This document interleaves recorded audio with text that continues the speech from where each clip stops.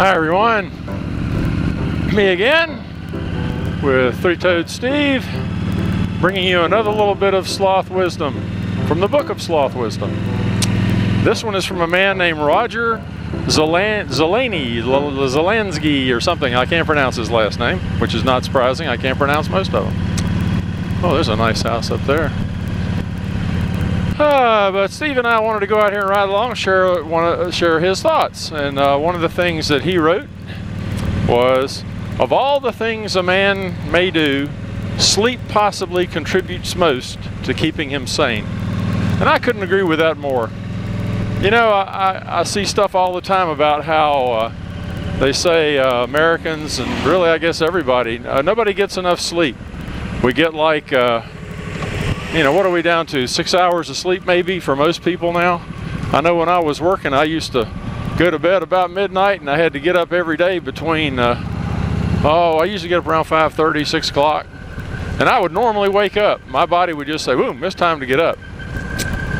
Now that I'm retired, my wife is really working on me hard, trying to keep me in the bedroom longer in the mornings. She says, you're retired now, you need to sleep more. And I think she's probably right. I'd like to get to 8 hours someday, but I don't know that I'm going to ever make it. Still staying up till midnight most nights, sometimes a little later, just don't want to sleep. But I do nap during the day, so that makes a difference. If I don't nap, I usually do get to bed around midnight. And I wake up between 6 and 7 usually every morning. Sometimes I manage to sleep a little later if it's raining. But in case you're wondering, we're approaching the Red Top Mountain State Park here in Georgia, up Highway 41 north from Atlanta. We come up here a lot. It's a really nice place. It's just a short little road here to ride on, but enough to cover our topic. You know, everybody says, well, you need to get your sleep. You know, your mother always said, well, you need to get your sleep. Well, you know, moms were always right, because when you're rested, everything's better. You know, when you've had a good night's sleep, you know, I do. I wake up in a better mood. My body doesn't ache as bad. You know, I'm not as anxious about the day. It just always works out. I was thinking about when I was a kid. And I'm talking, I grew up, so I was born in 1952. So, you know, growing up in the 50s, we didn't have air conditioning. Now, my parents must have loved me very much because they gave me a corner room. I had 2 windows. Now, a lot of you guys have always lived with air conditioning, and you won't have any idea what I'm talking about. But if you've just got one window in your room, you don't get any breeze. You can't be cool. And, you know, in these, you know, it gets up to, it got up to 100 degrees back then in the 50s as well as it does now. And the problem is, you know, you just lay there in the bed and you kick off all the covers and you just sweat. And where you're touching the mattress, you just soak the mattress through with sweat.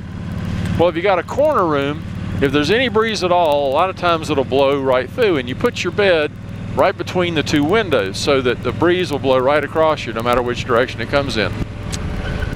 Well, my folks did have in their house, they added I ended up in their room. That's how I got the good room. They added onto the house and built a new master bedroom and bath for them when I was a baby, and they installed what we call an attic fan, or a ceiling attic fan, whatever you want to call it. And it was a real powerful fan. It was about a 4-foot diameter fan, and you turn that sucker on, and if the windows were open in the house, it would pull a breeze in through every window in the house. So really, you didn't have to have the corner room anymore. But I love that room. I had the best bed. I had you know, for a little kid, I had a twin bed, and which was giant for, you know, that's huge when you're a little kid.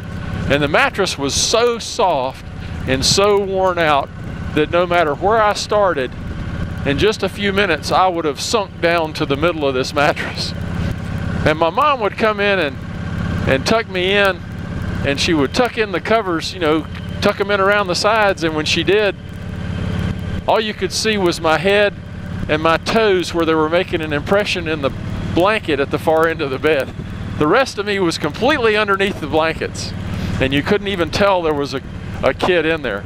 But that was the warmest bed. It was so nice. I didn't roll around. I just slept on my back right there in that little depression in the mattress. Such a nice mattress. Some days I wish I could get back to that. But that was just it. Steve just wanted to share this. He agreed completely. You know, as you know, sloths, three-toed variety of sloth sleeps 15 to 20 hours a day. I have not managed to make it to that point yet. I don't know that I ever will. Sorry, Steve. But Steve says it's really enjoyable and says when he wakes up, he's just in such a good mood he can hardly stand it. I think that's why he's always got a little smile on his face. There's a rooster for you. Oh, that's pretty cool. Well, Steve wanted me to share another little bit of wisdom. And this one is from, of all people, Bill Murray. Yes, the Bill Murray. The one famous for Groundhog Day, Caddyshack. Everybody knows Bill Murray. Well, anyway, you didn't know he was a philosopher, did you? Well, here's what Bill had to say. The more relaxed you are, the better you are at everything. The better you are with your loved ones.